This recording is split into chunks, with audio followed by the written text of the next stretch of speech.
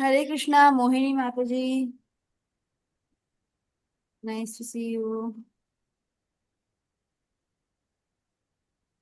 Hare Krishna Mata ji. Hare Krishna. Who is that? Mohini Mata ji, your daughter is with you? No, no, Mata ji, I am alone here. Okay okay. How are you, Mata ji? Yeah I am better. I took leave from school today. I didn't go to school in the morning, but Okay, right now tomorrow I'll be going to school, so I thought today, I'll finish off the chapter 8 today and tomorrow. Last okay. to chapter 8, but it got postponed. So I'll do one quick kirtan, maybe a simple one, and then we'll start.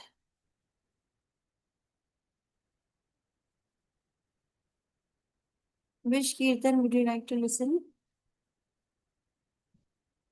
Or if any of you can sing, you can also sing a kirtan.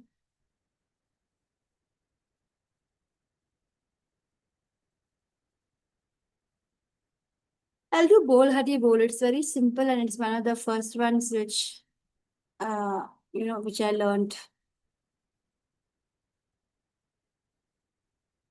Or I'll do Bhajahu Re Mana. Okay, I'll just share a screen moment.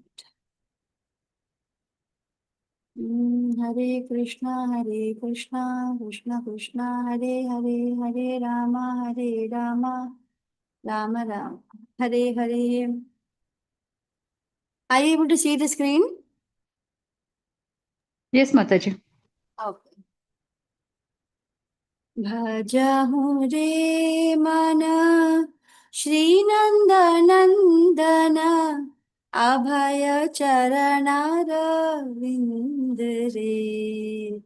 भजहु रे मन श्रीनंदनंदन अभय चरणार विंद रे।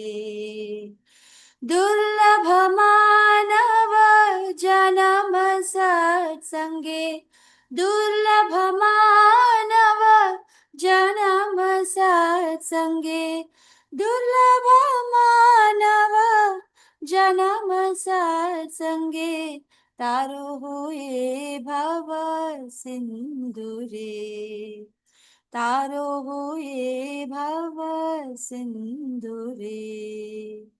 शीत आतप बात बरीशन दिन जामिनी जागिरे। शीत आतप बात बरीशन ये दिन जामिनी जागिरे। विफल सेविनु कृपण दुरजन, विफल सेविनु कृपण दुरजन, विफल सेविनु कृपण दुरजन, चपल सुख लाभ लागिरे, चपल सुख लाभ लागिरे। এই ধন যৌবন পুত্র পরিজন ইধে কি আছে পরতি। এই ধন যৌবন পুত্র পরিজন ইধে কি আছে পরতি রে। कमल दल जल जीवन टलमल, कमल दल जल जीवन टलमल, कमल दल जल जीवन टलमल, भजहु हरि पद नीति रे, भजहु हरि पद नीति रे। श्रवण कीर्तन स्मरण वंदन पाद सेवन दास्य रे। श्रवण कीर्तन स्मरण वंदन पाद सेवन दास्य रे पूजन सखी जन आत्मनिवेदन पूजन सखी जन आत्मनिवेदन पूजन सखी जन आत्मनिवेदन गोविंद दास अभिलाष रे गोविंद दास अभिलाष रे हरे Krishna Krishna Krishna Hare Hare Hare Ram Ram Ram Hare Hare. Thank you so much. Can you see the slide changing? I'm just put it to the meaning slide. Can you see the next slide? Are you able to see the next slide? Yes, Mataji. Okay, okay. Can you just, someone can take turns and just read these two translations? Who would like to read? I can do that, Mataji. Let's just read, Mataji. Please read the translation of this bhajan. Yeah. O mind, just worship the lotus feet of the son of Nanda, which make one fearless. Having obtained this rare human birth, cross over this ocean of worldly existence through the association of saintly persons. Both in the day and at night, I remain sleepless, suffering the pains of the heat and cold, the wind and the rain. For a fraction of flickering happiness, I have uselessly served wicked and misery men. Yeah. So you can relate it to the words of the song. Bhajahu Re Mana, right? So chant, O mind. The Nanda Nandan, the son of Nanda. Then what will we get? Abhaya Charana Ravinda. Then we will get fearlessness at the feet of, at the lotus feet. Durlabha Manava Janma, the human birth is so rare. Sat Sange Taraho E Bhava Sindhure. With the help of association only we can actually cross this ocean. Otherwise, we will just be trapped in it. Then it is A Dina Jamini Jagire. These days I am being awake. Why? Because of Shita, Atapa, Bata, Barishana, because of heat, cold, wind, and rain. And because I'm going on, I have been serving all these wicked, miserly people. So all human beings are generally, we keep hearing from saints, from these devotees that everybody is basically selfish. So whether it's in the, if you're in the office, the boss or the family members, everybody wants something from you. Although they will say I love you and all that, and they'll be very nice, but ultimately everybody is, wanting something from you in return. Except for Krishna, every other relationship actually has got some element of selfishness.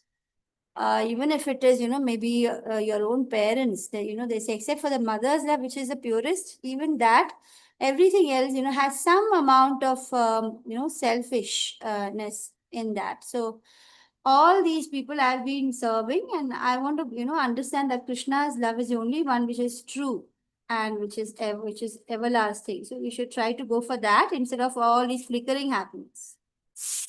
Next two verses, who would like to read the last two verses? It's only a 4 verse small song. It is by Govinda Das. Anybody else would like to read, or Krishna Mataji, if no one else is there, you can continue. If nobody is there, then I can read, Mataji. Yeah. What assurance of real happiness is there in all of one's wealth, youthfulness, sons, and family members? This life is tottering like a drop of water on a lotus petal. Therefore, you should always serve and worship the divine feet of Lord Hari. It is the desire and the great longing of Govinda Dasa to engage himself in the 9 processes of bhakti, namely hearing the glories of Lord Hari and chanting those glories constantly, remembering him and offering prayers to him, serving the Lord's lotus feet, serving the Supreme Lord as a servant, worshipping him with flowers and incense and so forth, serving him as a friend and completely offering the Lord's one's very self. Yeah, thank you so much, Mataji. No So here problem. it's saying A Dhana, Yavana, Putra, Parijana. Actually, as you go in life, when you're young, you feel, oh, it's all very beautiful, hunky-dory, and you take selfies and post it. You try to portray it like all happiness. But actually, as you grow, and you really observe and you grow in spirituality particularly, you'll notice that all this wealth, your youth, the children, and all relatives, what is there in all that? There's no assurance. There's really no substance in anything actually. Because why? One of the reasons is because life itself is like talamala, it's kamala dala jalai. Just as in the lotus leaf, how water will just slip about and it will just roll away. Similarly, life itself is just rolling around on this leaf for some time and then we're just going to fall away. It's all going to be over. Everything gets over at some point. So Bhajahu Hari Pada Nitire. So what should we do? We should regularly chant the Lord's name because that is the only thing which is eternal. Otherwise, everything else is temporary. It is a desire and great love. So Govinda Dasha Abhilasha Re. Govinda Dasa, what is he desiring? He wants to engage in these 9 Navavidha Bhakti, Shravana, Kirtana, Smarana, Vandana, Parasevana, Dasya, Pujana, Sakhijana, and Atma Nivedana. So all these 9 forms of bhakti, he wants to continuously be engaging himself in. So this is a realization of Govind Das Prabhu. So this is a very nice bhajan which I like a lot. So let's move to chapter 8 today. You share that. It's called Akshara Brahma Yoga, something which is, Akshara Brahma is something which is eternal. Talks about, what is actually eternal and lasting. So, let's come to that. Welcoming everybody to this beautiful class of level 2, chapter 8. We have started, I think, from November. No, when did we start this course? I think from June or July. It's called Attaining the Supreme, Akshara Brahma Yoga, Chapter 8. Let's pay humble obeisances to the beautiful deity. Can you see the Radha Krishna deity? Yes, Mataji. Yeah, thank you. I'm just confirming because sometimes I keep changing and Yes, yes. change. So these are the very, very exquisitely beautiful and powerful deities of ISKCON Radha Govinda Temple of ISKCON Mangalore. And Namnishra Das Prabhu says that it's these deities who motivated him to start the online classes. So we are truly eternally grateful to Krishna and Radha of ISKCON Mangalore. We are also grateful to our founder Acharya, His Divine Grace Sri Bhakti Vedanta Swami Srila Prabhupada. We cannot continue our class without taking his name and expressing gratitude. His disciple, His Holiness Jayapataka Swami Guru Maharaj, and of course, Temple President is His Grace Namnishra Das Prabhu. But also, I am also, very grateful to all my Shiksha Gurus, particularly Aishwarya Mataji, who is my Bhakti Shastri teacher and now Bhakti Vaibhav teacher as well, and Rashmi Mataji, who is very inspirational in her morning classes. So let's begin with the Srila Prabhupada Pranam Mantra.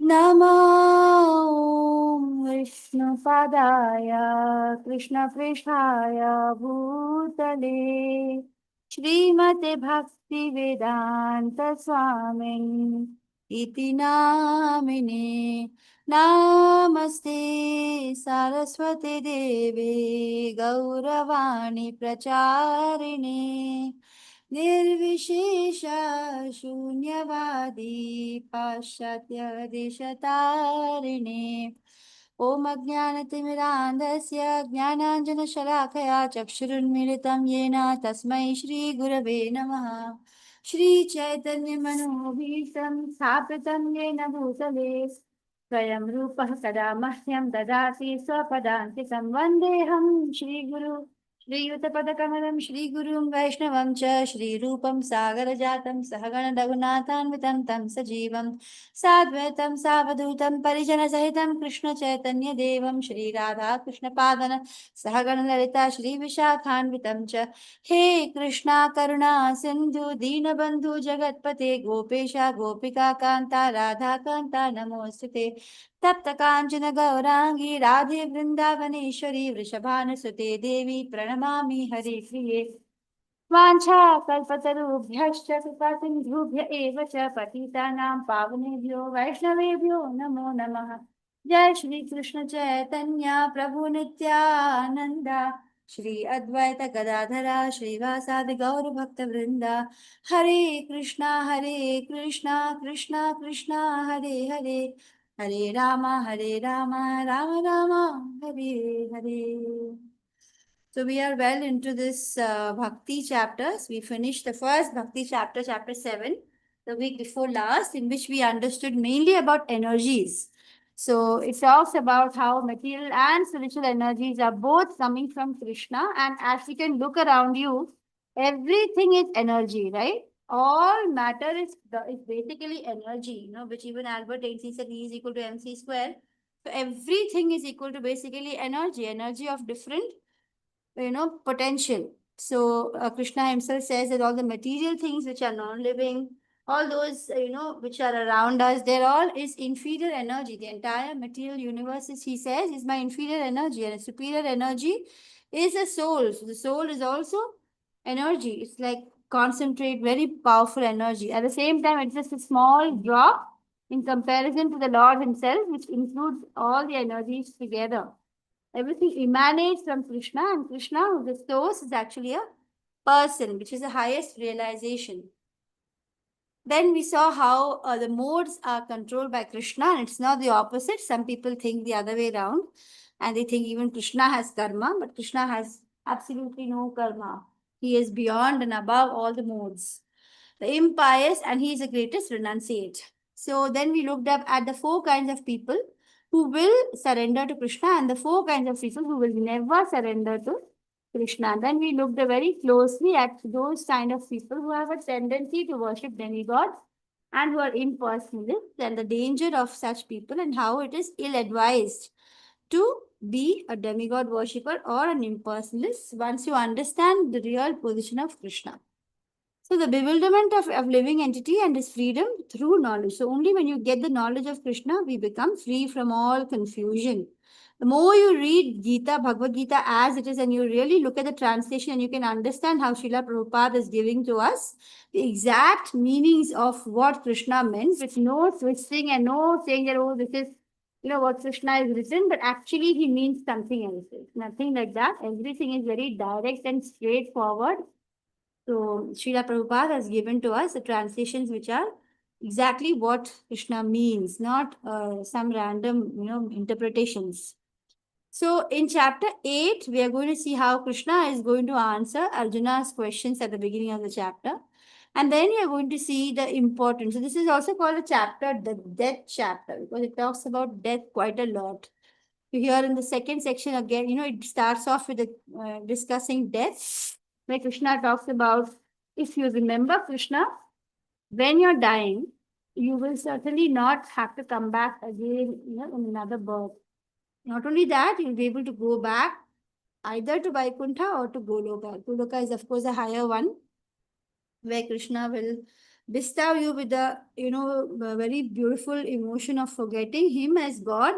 And you don't need to, constantly be respectful, like how in Vaikuntha, everybody will be all the time respectful to Narayana. Narayana is like, in the office, how a person is, wearing his, all his shirt and tie, and he's very formally dressed, and he'll be, looked upon by everyone as, oh God, he is the person who's in control of everything, and they show a lot of respect and love and everything. But in Goloka is a much higher position where the love is, reached a personal close level, right? So for example, sometimes when you just enter an office In the beginning, you're very, very careful with the boss. You'll be very respectful, but maybe eventually, gradually, you will develop a closer relationship, and you'll be able to go and visit his house, and you'll be able to be friendly. So similarly, when you become closer to God and you understand him better, then God will promote you to the Goloka platform where you're able to experience a blissful relationship with God without feeling that, oh my God, this is God. And having that very awe and reverence, and you cannot be free and just be friendly with him. So when you're in Goloka and you love Krishna completely and you understand him and you reach that high level of understanding, it's called like Raganuga Bhakti. When you're fully in great joy of serving him and understanding his position, then he will take you to a position where you forget that he is God, and then you enjoy blissful relationship with him in different rasa.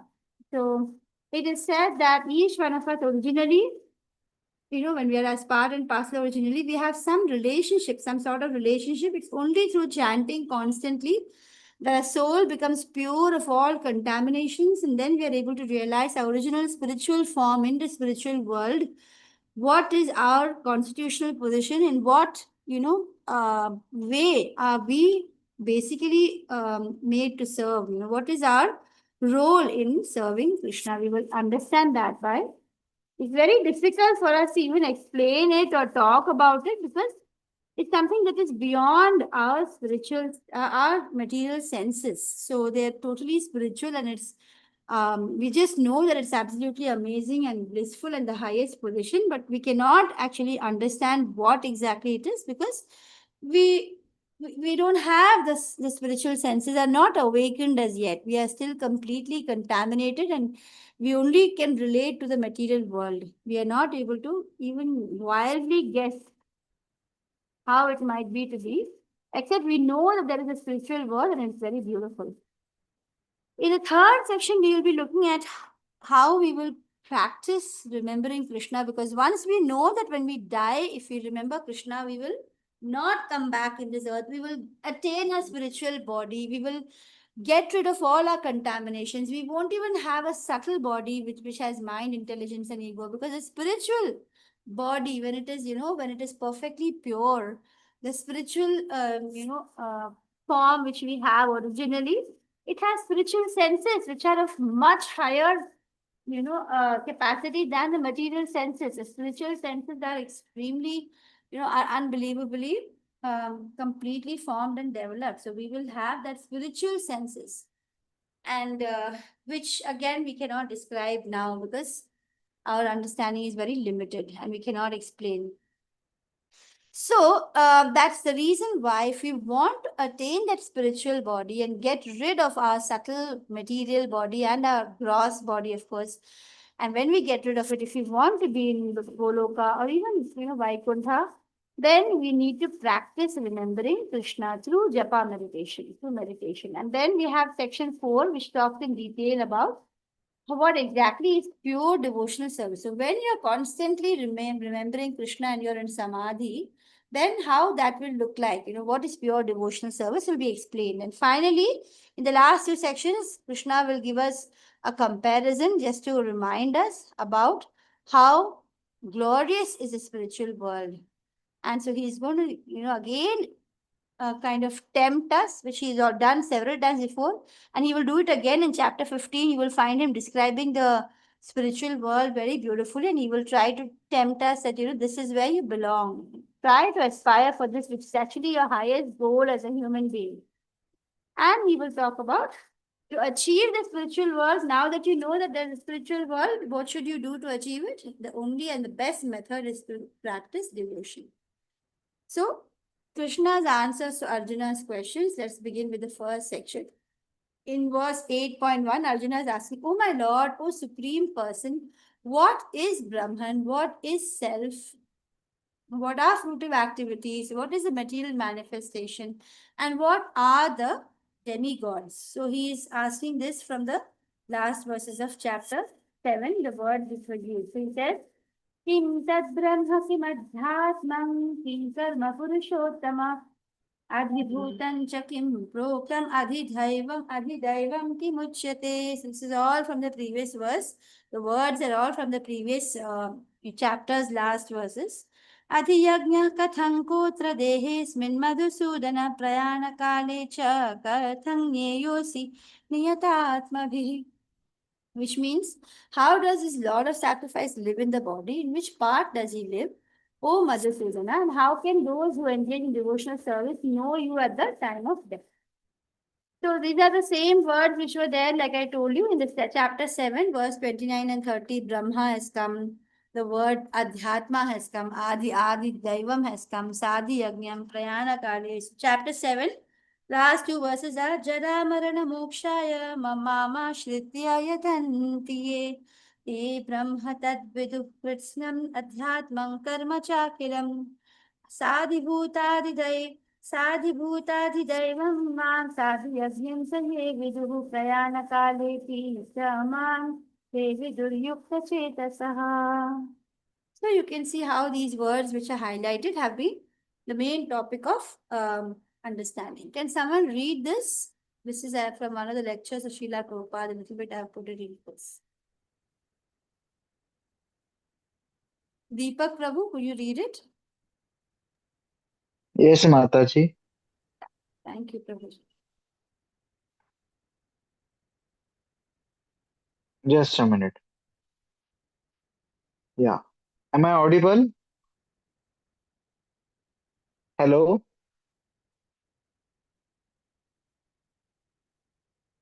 Mataji, am I Yes, audible? yes, yes. Yes, Prabhuji, you are very much audible. I just went to the class. Yeah. Okay. Okay. These are the subject matter of knowledge. Kim Brahma. Brahman means the biggest. Brahmanatvat, Bhratatvat, biggest. It is already biggest, but still increasing. That is called Brahman. So the cosmic manifestation, universe, it is already the biggest, but it is increasing. That is also scientific, modern science. So our Vaishnava philosophy, biggest means Krishna because he is the richest, he is the strongest, he is the wisest, he is the most beautiful. In this way, he is the biggest. Yeah. Sarva Loka Maheshwaram. Krishna says, I am the Maheshwaram, the supreme owner of all the planets. So actually, Krishna is Parabrahman. He is not only Brahman but Parabrahman. That is accepted. Kim Adhyatmam, Atma. Atma means this body, Atma means this self, Atma means the mind. But Arjuna is asking, what is the real meaning of Atma? Atma means the soul.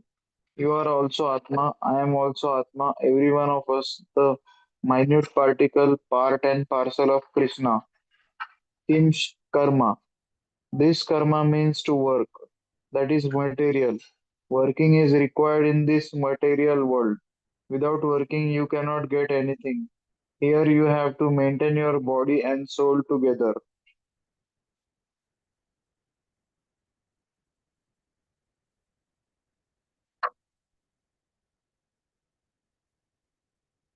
Hello?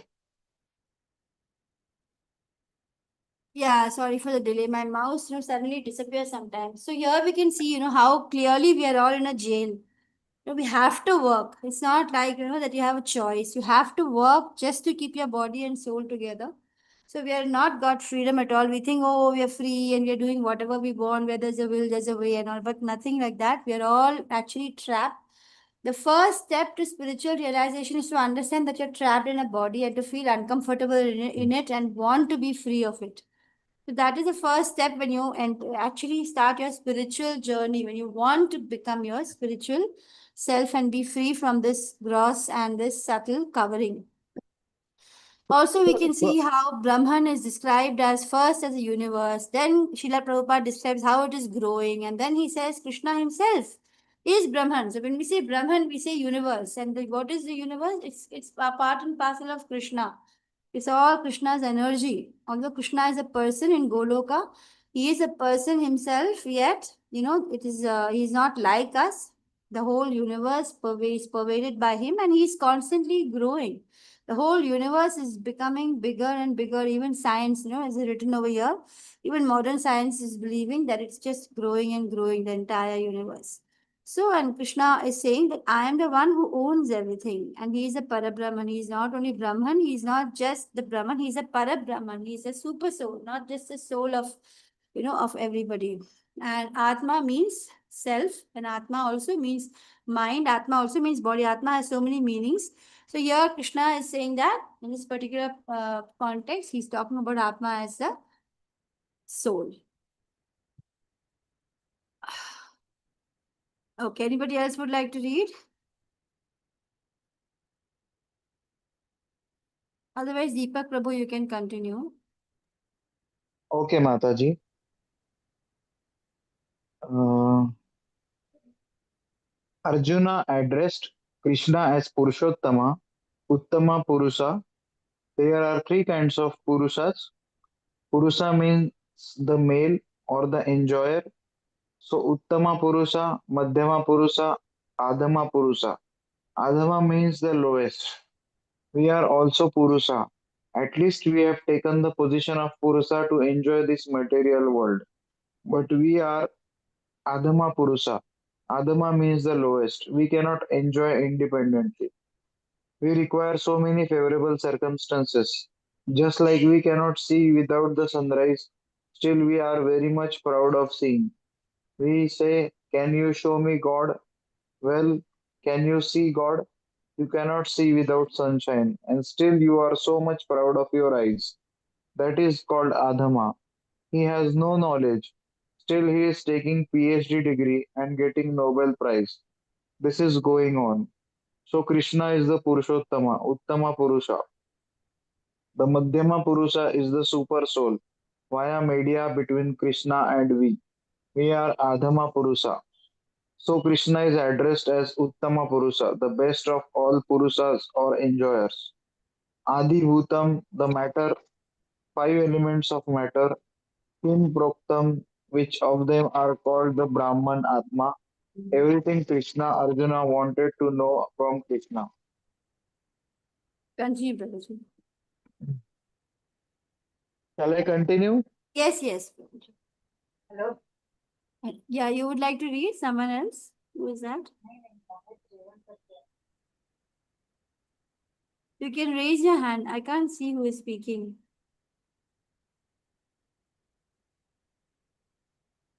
Okay, Deepak Prabhu, you can continue. I can't see anybody's hand raised. Okay. Adi Devam, the demigods. The demigods, they are controlling the universal affairs. Just like for rain, water supply, Indra Deva, the demigod known as Indra, he is in charge. For heat and light, the demigod Surya Deva, he is in charge. Similarly, the moon, Chandra Deva, they are all devas, demigods. He is in charge of what is called activating the vegetables, the moon activating the vegetables. In this way, all these demigods have got different power invested upon them by the Supreme Personality of Godhead. They are agents. They are called demigods. Indra, Chandra. There are 33 crores of demigods, and they are controlling our activities also. The astronomy means the astral influence upon us, and according to the astral influence we act. Therefore, horoscope is made. At the time of birth, a person's situation according to different astral influence, and then the astrology science can make his horoscope, his future activities, his future hopes. Yeah, thank you, Prabhuji. So you can see how Krishna has answered all the questions which Arjuna asked in the beginning. Brahman is basically spirit, the indestructible living entity, and includes all the universe. Adhyatma is control of the body. Karma is all fruitive activities. Adi Bhuta is material nature itself. Adi Daiva is the universal form. And Adi Yajna is Paramatma. And where does it reside? In the heart. And how do we remember Krishna at the time of death? By practicing, meditating on him all the time, 24/7. So with this one verse, we can see how Krishna has answered all of the questions. He says, Aksharam Brahma Paramam Swabhavo Dhyatma Uchyate Bhuta Bhavodbhava Karo Visarga Karma Sangitah The Supreme Lord said the indestructible, transcendent living entity is called Brahman. Its nature is self. Action pertaining to these material bodies is the fruit of activities or karma, and that is what leads to the cycle of birth and death, which is depicted in this picture. And then Krishna also continues that Shri Bhagavan Vacha. Okay, this is the same one. It's just showing a different picture which shows how our own actions lead to the body which is going to come next. So suppose we are on top, we can see that the person is always doing deity worship and all the time engaged in thinking of Krishna, finding some way, because with this trapped in this material body, it's very difficult for us to just think about Krishna without doing something with our senses, without engaging our senses. That's the reason why we have all these deity worship and so many sadhana rules. Get up at 4:30, start lighting the lamp, do the 16 rounds, chanting, do this, do that. Why are we having all these? Just to increase our prema for Krishna. Because otherwise, just sitting and saying, I love God, what is, how can you show? So with our, we don't have a spiritual senses now. So with our material senses, we will engage them to remember him somehow or the other. And then what is the result? You'll be able to go to Goloka and be part of Krishna's, close circle. And here we can see how a person is giving charity, doing pious activities. So what will happen to him in his next birth? He will go to the higher planets. He will enjoy like all Indra, Chandra and all, like how the demigods are like that. He will be able to enjoy. And then when his pious activities credits are over, like when you go to a holiday in Switzerland, your money is over, you have to come back. He has to come back to the earth. The third person you can see is a glutton. He is indiscriminately eating. So such people will get bodies, for example, like a tiger or a pig, which can eat anything and everything all the time. And then the last one in picture, we can see how engaging in illicit and uncontrolled sense, irregulated sexual pleasures. If you're not regulating it, if it's irregulated, then you'd rather be a dog, because you can see the dog, no, your tail is always raised forever, anytime it's ready to, go and mate with any female around, any female dog. So it doesn't have to bother, no need to marry, no need to have go and hide or anything. You can just go in the middle of the road or anywhere you find them meeting. So if that's the kind of life you want, then Krishna will give you a dog body in the next part. Then in 8.4, Krishna is saying, Adibhutam Sharo Bhavaha Purushaschadidaivatam Adhiyajnaham Evatra Dehe Dehabhritam Vara. Physical nature is known to be endlessly mutable. So the physical world is not permanent, right? Keeps on changing. So in this picture is depicted how this caterpillar becomes into a cocoon, then cocoon becomes into the butterfly. The universe is a cosmic form of Supreme Lord, and I am that Lord represented as Super Soul dwelling in the heart of every living entity. So with that, we finish the first section of chapter 8, the first 4 verses, and then Krishna will explain about why it is important to remember Krishna. The reason is because if we remember him, then we will attain him. And Krishna gives this guarantee about it. Krishna says, it's a very important verse in 8.5. He says, Antakale cha mameva smaran muktva kalevaram yah prayati cha mameva yah prayati samadbhavam yati nastyatra samshayah. So he says, yati nastyatra not even a little bit doubt you need to have that. Yah prayati, if you try to smaran muktva kalevaram, when you're leaving your body, if you're antakale, at the end, if you remember Krishna, mam eva smaran, only me you think of. You don't think about, oh my God, what will my wife do now? I'm going to die. Or what will my children do? Oh my God, my bank account. Oh my, how will take care of my business? Or, you have absolutely no worries at all. You're fully able to be in samadhi and think of Krishna, like how Bhishma, in spite of being in a bed of arrows. Of course, I've heard that Krishna, makes him not feel the pain of the arrows. But anyway, he was in a bed of arrows, not in a luxurious bed at the time of death. And how he, because of his always constantly thinking of Krishna, Krishna himself appears.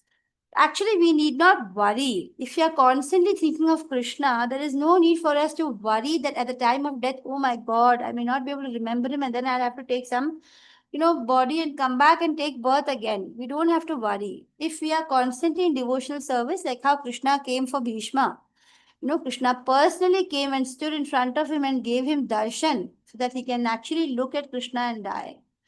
So that way, Krishna will make us remember him, like how he held Rajamila also, right? He just by made Rajamila call out the name. God's name is equal to God, even though you're not even chanting with the intention of remembering him. If you just say the name is Nam, and God Himself. There is no difference. It's like if you say mango and there's suddenly mango will not come, but if you say Krishna, Krishna is immediately there on your tongue.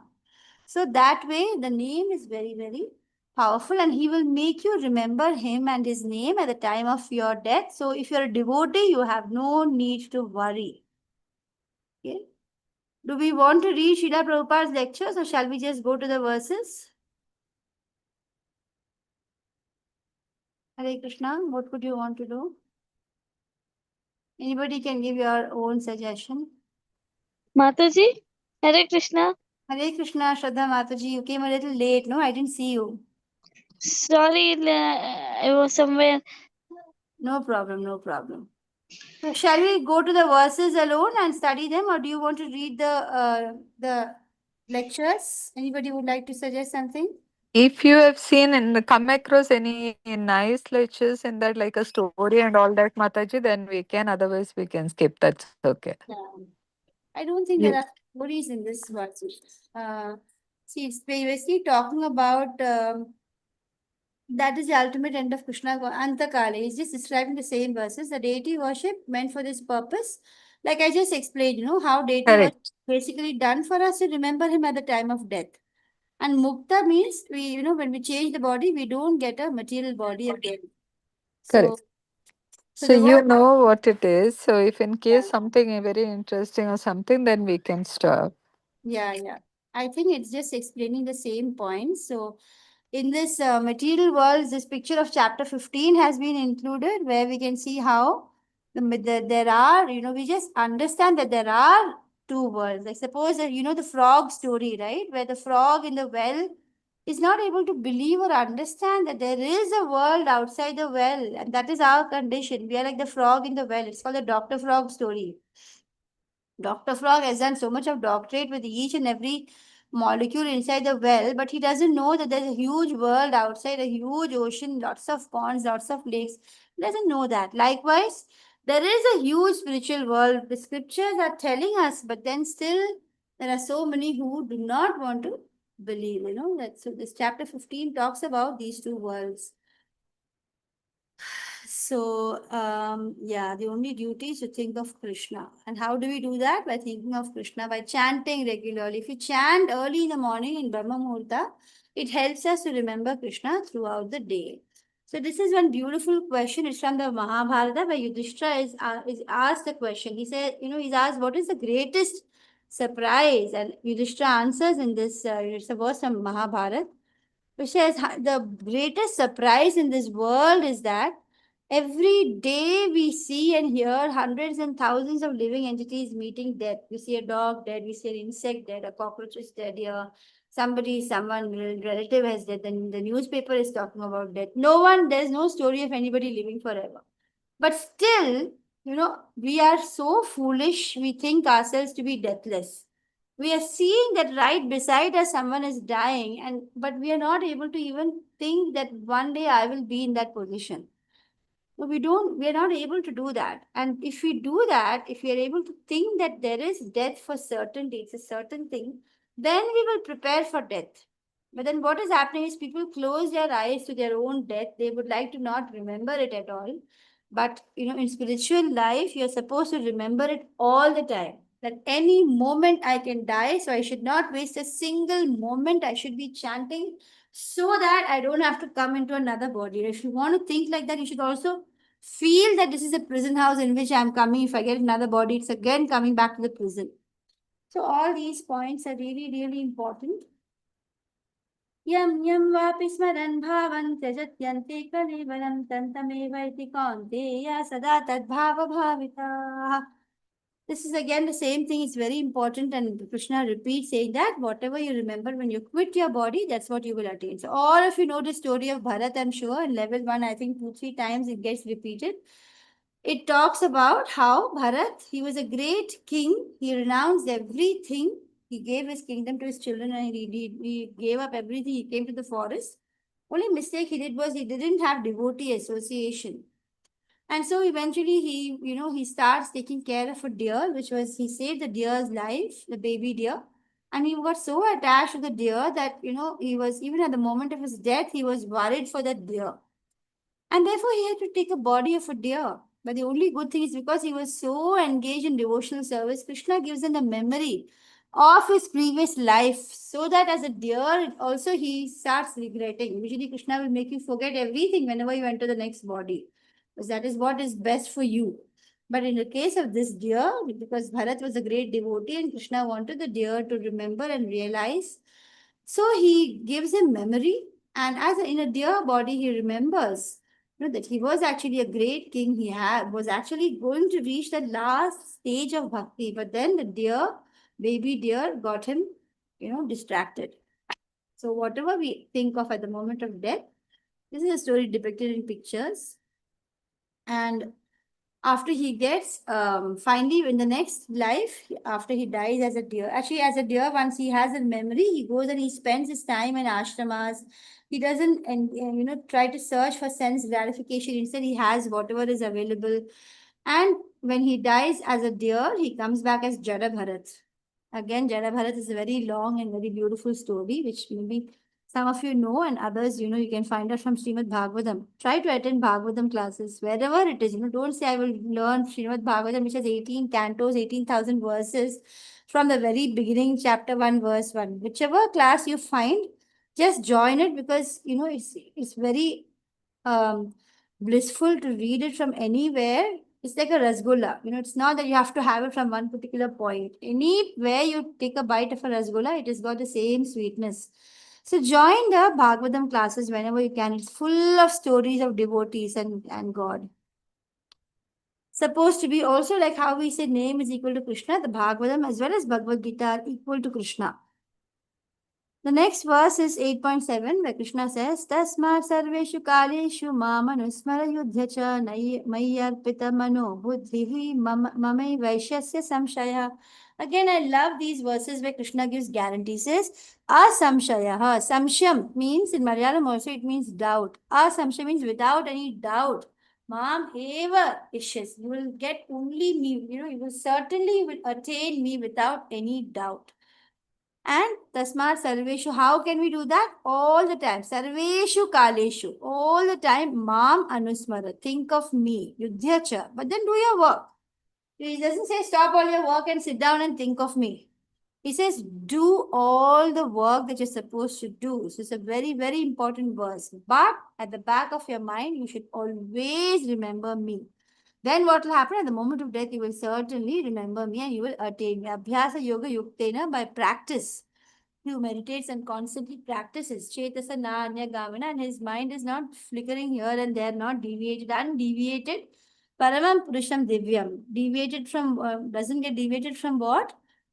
Of Paramam Purusham Divyam, the divine super soul God himself, Yati Prarthana Uchintayan. He is sure to attain him if he does that. For example, in Ajamala's story, as I mentioned a while ago, he was given a second chance because Krishna made him name his youngest son Narayana, so that at the time of his death he will at least chant by calling out to him.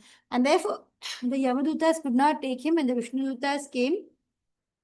But they didn't take him away immediately. They gave him a second chance. If you all get a chance to read the book called Second Chance, very nice book which explains Ajamala's story. So how Ajamala got a second chance. And then when he practiced devotional service, and it was at the moment of his death, again those Vishnu Dutas come and take him to the Goloka, either Goloka or Vaikuntha. So we have seen how the Lord Krishna stresses on importance of remembering him. That's the most important thing. And he refutes activity. He doesn't say that, you inactive. It doesn't say become inactive and think of me. How should we think of Krishna in our practical life? By constantly chanting. We should. Recently, I was listening to a lecture where Prabhuji was saying, when you're driving your car or your scooter, are you driving with your mouth or with your tongue? No, then engage them in chanting. If you're cooking and you're cleaning your house, and are you cleaning and cooking with your tongue? No. So use your tongue in chanting when you're cleaning or cooking. So whatever else you're doing, unless you're at that point of time using your tongue, for example, in your office and you're talking to someone else, even then in your mind you can think of Krishna. But if you're not, use your tongue and keep chanting, at least if not loudly, kind of a whispering kind of note, and keep chanting. That will purify you, and at the end of time life you will be able to go back and you'll be able to get freedom, which is so appealing, right? We think, oh, India became independent and that's when we got free. We're free. You're still trapped in the body. The true freedom is when you become free from the body and your own spiritual element. Most effective way of remembering Krishna is chanting all the time. It will revive your memory. Chanting is not an ordinary word. They're not simple, ordinary, normal Hindi words. They are actually coming from the spiritual world. The sound vibration actually is linked to the spiritual world. It's so powerful. It will revive our memory of Krishna if you constantly chant. Plus, when we are chanting, the ear, the tongue, the mind, all are engaged in Krishna's service, and you can attain the Supreme Lord and his planet. So analogy is given of the caterpillar to the butterfly, which we already saw. Lord is a real enjoyer, which we have seen, and he's a person. He recommends us to meditate upon him. Now we look at the next section, 8.9 to 13. Remembering Krishna, right? Now Krishna talks about when you meditate on Krishna and his qualities, by practicing Yoga Mishra Bhakti. Yoga Mishra Bhakti is, although you're having Bhakti, it's not yet pure. It's still mixed with Ashtanga Yoga, or it's mixed with Karma Yoga, or it's mixed with some other yoga. It's not pure Bhakti. So still, Krishna says whatever. Still, if you think of God when you quit your body, whatever Yoga Mishra thing, you will reach the spiritual planets. This is a very, again, every verse is important actually. This verse is 8.9, in which Krishna will tell us so beautifully the different ways we can think of Krishna and remember him. Right? So Krishna is helping us by defining himself in such a way that if even one of them we can meditate upon, it will be great. So Kavim Puranam Anushasitaram Anuvaraniyam Smamanusmaridyaha Sarvasya Dhataram Achintya Rupam Aditya Varnam Tamasaf Parastat. We just do 8.8 and 9 together. 8.9, I think the verse is not given. I want to do the verse. Okay, then it goes. Okay, so let's look at this 8.8 and 8.9 meaning. 8.8, what does it mean? 8.8. No, sorry, 8.9 only. 8.9, Krishna is saying that you should meditate him as the oldest. Kavim is one who is knowing everything. Purana, one who is the oldest. Anushasitaram, he is the one who controls and maintains everything. No one else will control him. Anoraniyam is smaller than the smallest. And he is Anoraniyam Sham and Anusmaredyaha. And he's a maintainer of everything. Sarvasya Dhataram. Sarvasya Dhataram means he's a maintainer. Achintya, he is inconceivable. Rupam, and he has a form. He is luminous. Aditya Varnam, and his color is like the sun. And he is Tamasa Parastat. He is above and beyond this material nature. So he gives us 10 ways to remember him in this one verse, text 9. One is you can constantly think about him as that person who knows everything, past, present, and future. In your mind, he's there, he knows your every thought. And he is a Puranam. He is the one from whom everybody else has come out. He's the oldest. Anushasitaram, he's a controller. Anoraniyamsham, he becomes the smaller than the smallest. He's inside every atom. Dhataram, he's the one who dhata. The dhata is referred to maintaining. He is all beyond material conception, and he's a Rupam. He has a form. He's Achintya. He's inconceivable. He's Aditya Varnam. He's like the Aditya is sun. Varnam is color. And he's Tasma Parastat means he's beyond the material nature. So here we can see in these pictures, Brahma and Shiva are also all the time meditating upon Vishnu, which is basically an expansion of Krishna. So you can see Brahma is all the time saying things to different people. He is meditating on Vishnu all the time. Likewise, Shiva also. What is he closing his eyes and doing? He is closing his eyes and thinking of the Lord. So all of them are thinking, and why should we not? So we also are supposed to do that. प्रयाणकाले मनश्चलेन भक्त्या युक्तो योगबलेन चैव भ्रुवोर्मध्ये प्राणमेवस्य सम्यक् satam param purusham upayati divyam. So if you're able to, at the time of your death, fix your life hair between your eyebrows, and by the strength of yoga with undeviating mind, you engage yourself in remembering Supreme Lord in full devotion, then Krishna says you will certainly attain Krishna. Prayana Kale means at the time of death. Just like students, they prepare 2 years, 3 years, 5 years, and the final exam is coming, then they get the degree. Similarly, we have to prepare for the final exam. What do people do? They don't bother about the final exam. They pass away their life as if the final exam will never come. But it comes ultimately. There's a common saying in Bengal which says, Bhajan kara, pujan kara, mrityu kale haya. Whatever you do for perfection at the time of death, it's going to be tested. So don't think that, oh, I'm doing this, I'm coming and I'm listening to this class, I'm chanting and all. It's not enough. We should be able to remember him at the time of your death, which Krishna will allow you if you're, he will miraculously, he will make it happen, he will make you remember, but only condition is if you actually develop that loving relationship with Krishna, then he will allow you to remember. Even if temporarily you fall, like Ajavila, he had for so many initial years, he was a great devotee and a very wonderful boy to his parents. But later, with association, bad association of the prostitute, he fell down from there. And then he remembers Krishna at the end, because of his earlier pious activities, not pious, spiritual growth he has already accomplished. Even though he had a very major fall, Krishna helps him to remember him at the time of his death. So for the yogi, the process is how to give up the body.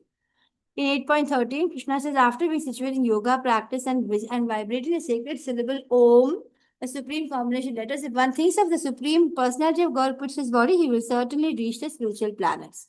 In 8.12, Krishna has said that the yogic situation is that of detachment from all sensual engagement. So you don't have to struggle to stop yourself from all sensual engagements. It will come very naturally if you simply chant. And closing all the doors or senses and fixing the mind and the heart and the life at the top of the head, you establish yourself in yoga. So this is what Krishna has already told us in chapter 6. And then what does Arjuna say? He says, I can't do it. So this kind of meditation in today's world, we need not do it. But then Krishna is just letting us know that this is all different ways. And after being spiritually in yoga practice, vibrating syllable Om, a supreme combination of letters, O and M is supposed to be supreme combination of letters. If one thinks of Krishna and quits his body, he will certainly reach the spiritual world. So I think with that, we can end the class. This lecture is, I'll look for something significant in the lecture and we'll do it. Otherwise, we will start off with 8.10 and 13, a little bit more about Yoga Mishra Bhakti tomorrow. Is that fine? I hope I have been going live. Anyway, it's nice to see all of you join today. Deepak Prabhu, Manas Prabhu, Mohini Mataji, Shashikala Mataji, Sunil Rao Prabhu, Swayam Prabha Mataji, and Tripti. Thank you so much for joining and making my, this time fruitfully used. I hope so for both of us, for both you and me. All of you and me. Thank you so much. Would anybody like to share something? Please join tomorrow also. We will try to finish chapter 8. I wanted to share with all of you who have been coming regularly that after next week, chapter 9, I'll try to finish. Chapter 10 to 18 will probably be taken by someone else who is equally or most probably better than me. That's the reason is because I want to pursue my Bhakti Vaibhav, which is a Srimad Bhagavatam study of Canto 1 to 6 with more seriousness. And for that, I have Monday to Friday, everyday classes 8 to 9:30. And I actually, for 2 years, I'll have to engage in that to get the Bhakti Vaibhav. My aim is not to get the Bhakti Vaibhav certificate or anything, but I'm very, very keen to study seriously the Bhagavatam. So that's the reason I want to do that course. In case someone else is there, please continue being regular and I'm sure you will, learn a lot from whoever it is who takes. I'll be here for next class also. My course begins on December 1st. Anybody would like to share something? You can share about your spiritual journey, your experiences, how you're managing your chanting. Are you having any struggles in chanting every day? So, we could all commonly discuss some solutions for that. Most important thing is chanting. Because when you chant and you bring your mind back and you keep on telling Krishna as you're chanting, you listen to the voice Hare Krishna, Krishna Krishna, Hare. Of course, you'll chant faster when you're on your beats. Hare Krishna, Krishna Krishna, Hare Hare Ram, Ram Hare, and so on. You're supposed to constantly bring your monkey mind from different things back, to chant. And then you need to have the whole mood telling Krishna that, oh Krishna, Hare Krishna, oh energy of Krishna, oh Radha, who is for expansion of Krishna only. Krishna is only Radha. Radha, Krishna, there is no difference only.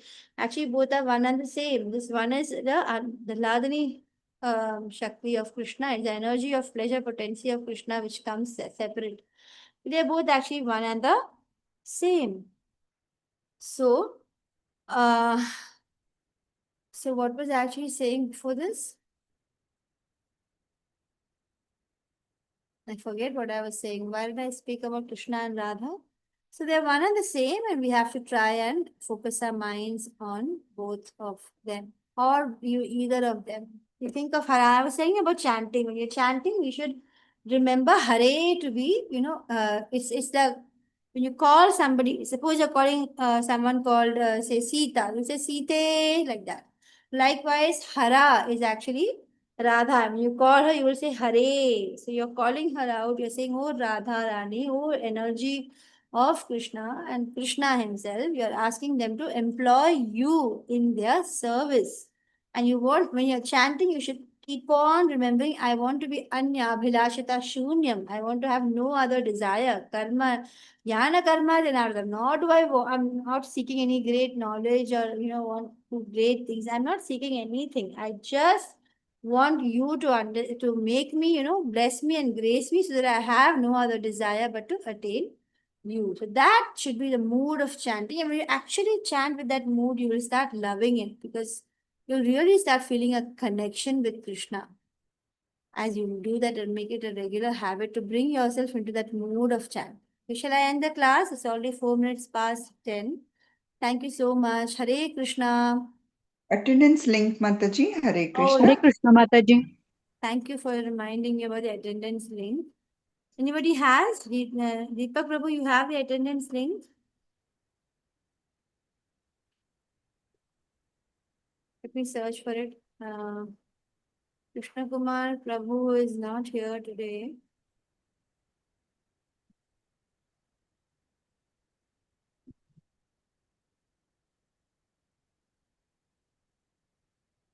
It's the same link every time. So if one of you could just save it and keep it and share it, we'll have the same link.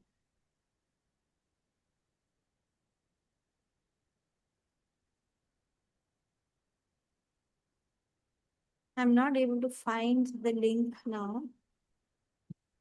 Just a minute.